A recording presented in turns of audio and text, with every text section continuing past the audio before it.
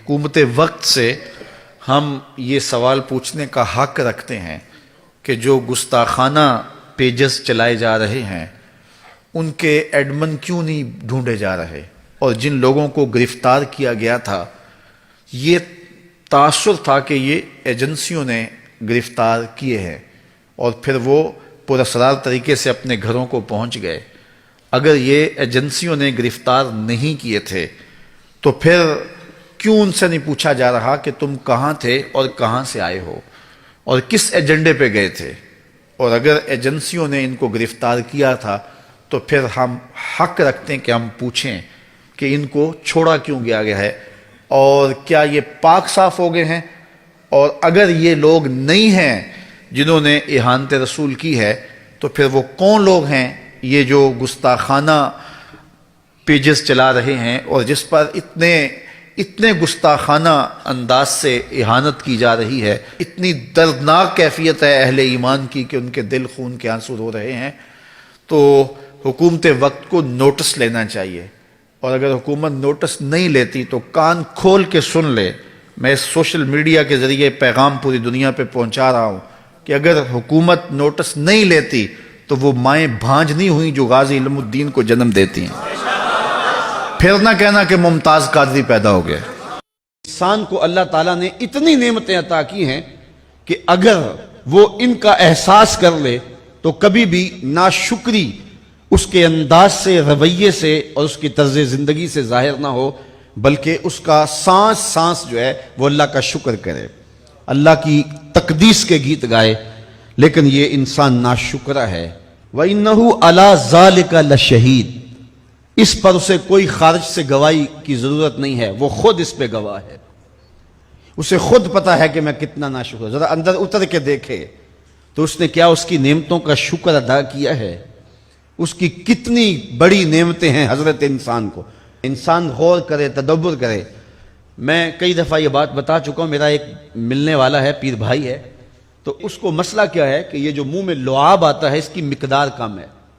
تو بنیادی طور پہ وہ لیکچرار ہے، تو اس نے روز جو ہے وہ طلباء کو لیکچر دینا ہوتا ہے، تو 15 منٹ نہیں بول پاتا کہ منہ خشک ہو جاتا ہے۔ اب ہم نے کبھی اس کو نعمت سمجھا؟ یہ جو منہ میں لعاب آتا ہے ہم کہتے ہیں کہ یہ ایک مصیبت ہے، تھوکتے رہتے ہیں، لیکن اگر اس کی مقدار کم ہو تو زندگی اوکھی ہو جائے۔ یہ نظام انہضام پہ بھی اثر انداز ہوتا ہے، اور پھر اس کی بینائی بھی کمزور ہو گئی، ایک آنکھ کی بینائی تو بالکل ختم ہو گئی۔ مرض کیا ہے؟ مسئلہ کیا ہے؟ کون سی نعمت کم مل رہی ہے؟ پانی نہیں مل رہا، مل رہا ہے۔ آکسیجن نہیں مل رہی ہے۔ گردش خون جاری ہے۔ کمی کیا ہوئی؟ کبھی سوچا بھی نہیں ہم نے۔ لعاب کی مقدار ضرورت سے کم ہے تو زندگی مشکل ہو گئی۔ انسان یہ لعاب جس کی اہمیت تیری نظر میں کوئی نہیں، یہ کم ہو تو پھر زندگی عذاب بن جائے۔ تو اللہ نے جو تجھے نعمتیں دی ہیں اگر وہ نہ ہوں تو پھر بتا زندگی کیسے گزرے۔ تو انسان کو اتنی نعمتیں دی ہیں، اللہ نے اتنا کچھ عطا کیا ہے۔ اوناسس نامی دنیا کا امیر ترین شخص تھا، اس کی آنکھوں کے پپوٹے کام کرنا چھوڑ گئے۔ یہ آٹومیٹک سسٹم رب نے لگایا ہوا ہے، ادھر سے تنکا اڑا، ادھر آنکھ بند ہو گئی۔ اب ڈاکٹر سلوشن ٹیپ لگا کے اس کی آنکھ کھولتا تھا اور جب سوتا تھا تو ٹیپ لگا کے بند کر دیتا تھا۔ کسی نے اس سے پوچھا کہ زندگی کی سب سے بڑی آرزو؟ کہا کاش اپنی آنکھیں اپنی مرضی سے کھول سکوں۔ کہا اس کے لیے کوئی قیمت پیسے دینے پڑے تو کتنے دے گا؟ کہا ساری دولت لگا دوں گا۔ کبھی ہمیں یہ احساس ہوا؟ بہت سارے لوگوں کو آج پتا چلا ہوگا یہ بھی ایک سسٹم ہے، ایسا ہے، رب نے قدرتی لگایا ہوا ہے، اس پر کوئی بل نہیں کبھی آیا۔ آپ 3 مہینے بل نہ دے تو واپڈا والے میٹر کاٹ دیتے ہیں کہ نہیں؟ بجلی کاٹ دیتے ہیں، سوئی گیس والے کنیکشن کاٹ دیتے ہیں، لیکن ساری زندگی رب کو سجدہ نہ کرو۔ اس نے کبھی سورج کو نہیں کہا کہ اس نافرمان کے گھر تیری روشنی نہیں جانی چاہیے۔ اس نے کبھی چاند کو نہیں کہا کہ تیری چاندنی اس کے آنگن میں نہیں جانی چاہیے۔ جس طرح با یزید کے گھر میں سورج کی کرنیں جاتی ہیں، اس نافرمان کے گھر میں بھی ایسے ہی جاتی ہیں۔ تو انسان کو اللہ نے بڑا کچھ دیا، لیکن یہ اس کے باوجود ناسپاس ہے، ناشکر گزار ہے۔ تو کہا اس کے لیے کوئی اس کو خارج سے دلیلیں نہیں چاہیے۔ انسان اگر اپنے پہ غور کرے تو انسان کے اندر ہی سب کچھ ہے۔ میں کہاں کھڑا ہوں مجھے پتا ہے، آپ کہاں کھڑے ہیں آپ کو پتہ ہے. یہاں میں واز کر رہا ہوں، تلقین کر رہا ہوں، نصیحت کر رہا ہوں، آپ کی نظروں میں بہت اچھا ہوں گا. میں اچھا ہوں یا نہیں ہوں میں اچھی طرح جانتا ہوں. آپ میری نظروں میں بہت اچھے ہیں. آپ اچھے ہیں یا نہیں ہیں یہ آپ اپنے سے پوچھیں، آپ اچھی طرح جانتے ہیں. انسان اپنی حقیقت سے خود آگاہ ہے کہ وہ کس جگہ کھڑا ہے، وہ جانتا ہے. وَإِنَّهُ عَلَىٰ ذَلِكَ لَشَهِيدٌ. اسے خارج سے کوئی دلیل نہیں چاہیے. آج وقت ہے اپنا رب سے جوڑ لیں. اس کی رحمتوں کے دروازے کھلے ہوئے، اس کی کرم نوازیوں کا می برس رہا ہے. یہ موسم نور ہے نا، ایک نیکی کرو 70 نیکیوں کا ثواب ملتا ہے. کرم نوازیوں کی برکھا برستی ہے. وہ ایک فقیر تھا، وہ بازار میں کھڑا رو رہا تھا. کسی نے رک کے پوچھا، کہا بابا کیوں رو رہے ہو، کیا ہوا ہے تمہیں؟ کسی نے مارا ہے، تنگ کیا ہے، بھوک کی شدت ہے، کیا ماجرا ہے؟ کہا نہ بابا یہ میرے مسئلے نہیں ہیں. کہا پھر کیوں کھڑے ہو؟ وہ مجذوب تھا. کہنے لگا میرا پروگرام بنا کہ بندوں کی اور رب کی صلح کروا دوں. تو کہا پھر کیا ہوا؟ کہا وہ تو مانتے ہیں، یہ نہیں مانتے. وہ تو کہتا ہے لے آئے نے میری دہلیز پہ، ایک آنسو سے سارے گناہ معاف کر دوں، لیکن یہ میری سنتے ہی نہیں ہے. ایسا پیار ہو گیا دنیا سے، میری بات ہی نہیں سمجھتے. میں انہیں سمجھاتا ہوں، آگے سے مجھے پتھر مارتے ہیں. میں ان کی خیر کے لیے ان کو کہانی سنا رہا ہوں، میاں یہ دنیا عارضی ہے، لیکن یہ مجھے گھور گھور کے دیکھتے ہیں. مجھے ان کی عقل پہ رونا آ رہا ہے. وہ کہتا ہے لے آ میری چوکھٹ پہ، ابھی معاف کر دوں گا، ایک آنسو سے سارے گناہ دھو ڈالوں گا، سمندر کی جھاگ کے برابر بھی گناہ ہیں تو مٹا ڈالوں گا. لیکن یہ سمجھتے نہیں ہیں. خیر وہ چلا گیا. اگلے دن گیا تو قبرستان کے قریب سے گزرا تو وہ فقیر وہاں کھڑا رو رہا تھا. تو وہ پھر رو گیا. کہا بابا عجیب کہانی ہے تیری، بازاروں میں بھی روتا ہے اور قبرستانوں میں بھی روتا ہے، آج کیا مسئلہ ہے؟ کہا آج بھی میرا کل والا ہی مسئلہ ہے. کہا آج کیا مسئلہ ہے؟ کہا آج میں ادھر آیا تھا کہ ان کی اور رب کی صلح کروا دوں. تو کہا آج پھر کیا بنا؟ کہا آج یہ مانتے ہیں وہ نہیں مانتا.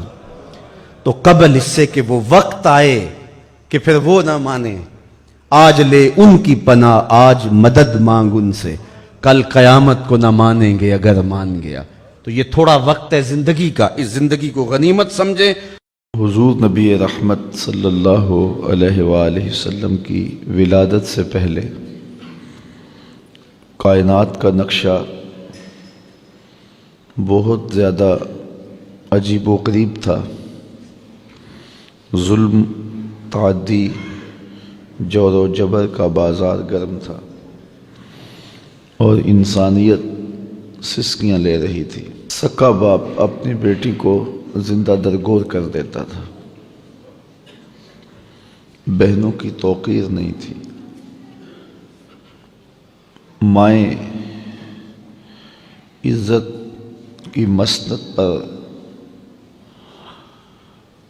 اور باپ وقار کی مسند پر نہیں تھے.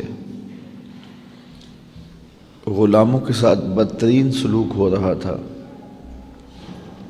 اور یتیموں کو دھکے دیے جا رہے تھے. اور پھر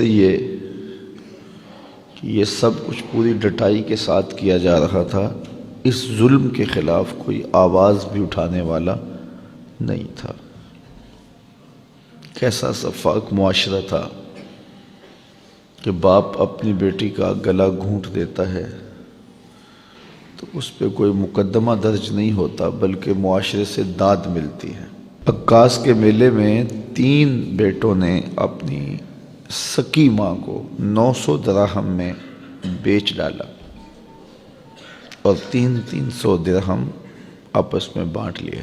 بیوی کے ساتھ کیا سلوک کرتے ہوں گے الیاذ باللہ. جب بیواؤں کی سسکیاں، یتیموں کی آہیں اور صحرائے عرب میں دبی ہوئی معصوم بچیوں کی چیخیں اور قیدیوں کی پکار اور غلاموں کی چیخیں عرش مولا سے ٹکرائیں تو اللہ کو دکھی انسانیت پہ رحم آ گیا. آمنہ کی آغوش میں محمد عربی تشریف لے آیا. پھر حضور آ گئے. ایک دم ماحول تبدیل ہو گیا. غلاموں کو غلامی سے نجات ملنے لگی. جو غلام آقا جوتا دھوپ سے اٹھا کے چھاؤں میں رکھ دیتا تو آقا اس پہ بھی کوڑے مارتا کہ تو نے میرے جوتے کو میرے دیکھے پوچھے بغیر کیوں چھوا ہے. اس پہ بھی وہ ظلم کرتا اور اسے مارتا. اب اس غلام کا ماجرا ذرا غور سے دیکھیے. حضور معراج پہ جاتے ہیں تو واپس پلٹ کے آئے اور بلال حبشی کو بلا کے کہا بلال تو کون سا نیک عمل کرتا ہے؟ میں نے جنت میں تیرے قدموں کی آہٹ سنی ہے.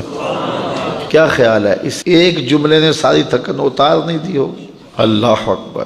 وہ ماں جو منڈی میں بکتی ہے حضور نے جنت کھینچ کے اس کے قدموں میں رکھ دی. اللہ اکبر. وہ بیٹی جو زندہ درگور ہوتی ہے. میرے اور آپ کے آقا و مولا نے ایک جملہ ارشاد فرمایا, ذرا اس کو اس پہلو اور تناظر میں دیکھیں. بیٹیوں کو قتل کرنے والوں سن لو, میری بیٹی فاطمہ میرے جگر کا ٹکڑا ہے. یہ بیٹیاں زندہ درگور ہوتی تھیں اور باپ اپنے ہاتھوں سے کرتا تھا, اور اب بیٹی سسرال میں دکھی ہے تو باپ کے دل کو قرار نہیں آ رہا. میں نے بوڑھے بوڑھے اشخاص دیکھے ہیں مزدوریاں کرتے ہوئے. وہ میاں تم کیوں مزدوری کر رہے ہو اس عمر میں؟ کہتے ہیں ابھی بیٹی کے ہاتھ پیلے کرنے. یہ تو زندہ درگور کرتا تھا باپ, اب مزدوری کر رہا ہے. بیٹی کے لیے سینے میں یہ پیار کس نے ڈالا؟ بھائی اوور ٹائم لگا رہا ہے فیکٹری میں, میں نے بہن کے ہاتھ پیلے کرنے. تو بھائی کے سینے میں بہن کا پیار کس نے ڈالا؟ جواب ایک ہی ملے گا, میلاد والے محمد عربی نے. حضور نے یہ عزت, یہ وقار, یہ تعظیم, یہ تکریم دلوں کے اندر پیدا کی ہے. تو یہ زندگی کا جتنا بھی حسن ہے, یہ جتنا بھی نکھار ہے, یہ ہمدردیاں ہیں, یہ جذبات ہیں, یہ الفت کے قرینے ہیں, یہ انداز محبت ہے, یہ رشتوں کا تقدس ہے, یہ بہن کی آبرو ہے, یہ بھائی کا تقدس ہے, یہ ماں کی عزت ہے, یہ بیوی کا احساس ہے, بیٹیاں قرار قلب ہے. یہ سب کچھ کہاں سے ملا؟ یہ حضور علیہ الصلاۃ والسلام کے آنے سے ہی نصیب ہوا ہے, ورنہ انسان تو سفاک بن گیا تھا. نہ خرد کی روشنی تھی, نہ جنوں کی آگ ہی تھی. تیری راہبری سے پہلے یہ جہاں جہاں نہیں.